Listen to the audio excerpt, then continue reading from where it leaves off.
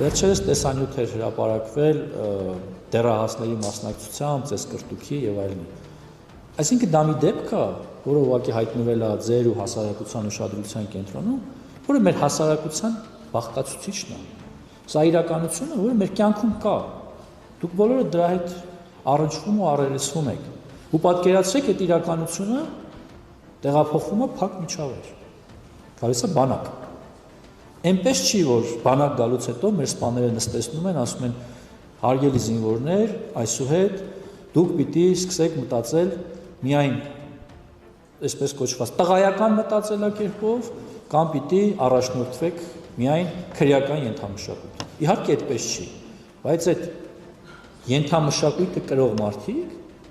չափազանց մարդկանց մասին է 18 տարի ապրել են իրենց պատկերացումներով, աշխարհընկալումով, իրենց շրջապատով, բարքերով, գալիս են բանակ։ Այո, փակ միջավայրում դա խեղդելը, փոխելը շատ ավելի հեշտ է, ինչը մենք փորձում ենք անել։ Եվ այս արդյունքները, որ խոսում եմ, մեր սպաների, մեր ռազմական ոստիկանության, մեր հոգեբանների, տարբեր օղակի մարդկանց հետևողական ու համակարգված աշխատանքի արդյունքն է, բայց սա բավարար չի։ Հավանիր տեսանյութը եւ բաժանորդագրվիչ նորությունները բաց չթողնելու համար։